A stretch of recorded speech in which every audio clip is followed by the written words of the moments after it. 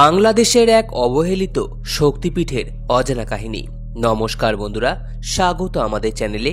সম্পূর্ণ তথ্যটি সংগ্রহ করা আপনাদের কাছে অনুরোধ, ভিডিওটি আপনারা সম্পূর্ণ দেখুন।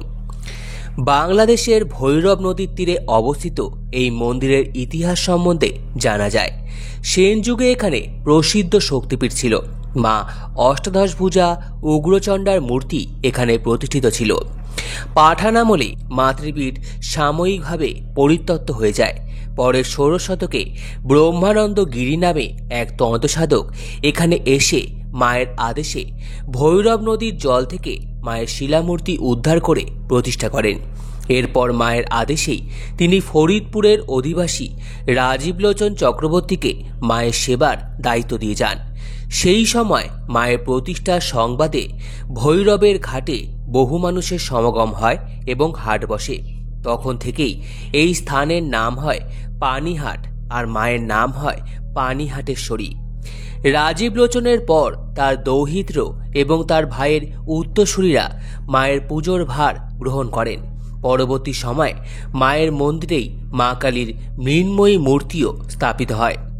মুক্তিযুদ্ধের সময় রাজাকার বাহিনী এই মন্দির আক্রমণ করেছিল। সেই সময় মায়ের বিগ্রহ ক্ষতিগ্রস্ত হয় এবং মন্দিরের দরজা জানলা ভেঙে ফেলা হয়েছিল। স্থানীয় ভক্তদের চেষ্টায় আবার মা কালীর নতুন বিগ্রহ স্থাপন করা হয়।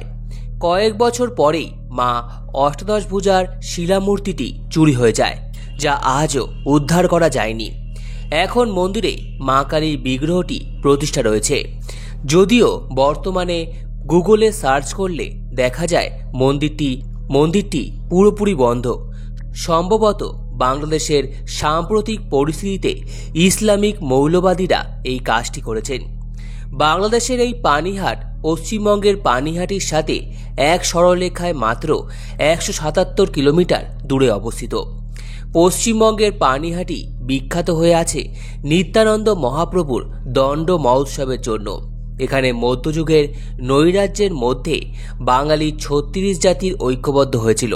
আর বাংলাদেশের এই পানিহাটে আজ শুধুই শিকড় বিচ্ছিন্নতার হাহাকার। মায়ের শিলামূর্তি চুরি হয়ে স্থান পেয়েছে কোনো বিদেশি ধনীর সংগ্রহশালায়। বাঙালির ঘরেই কেউ অর্থের লোভে নিজের ইতিহাস, নিজের মাকে বিক্রি করেছে। আর বাঙালির ভূখণ্ডে মৌলবাদী ইসলাম ধ্বজাধারীরা মায়ের মন্দিরে আঘাত এনেছে বারবার। সম্পূর্ণ ভিডিওটি দেখার জন্য আপনাদের সকলকে অসংখ্য ধন্যবাদ। ভিডিওটি ভালো লেগে থাকলে লাইক, কমেন্ট, শেয়ার এবং চ্যানেলটিকে অবশ্যই সাবস্ক্রাইব করুন। ধন্যবাদ।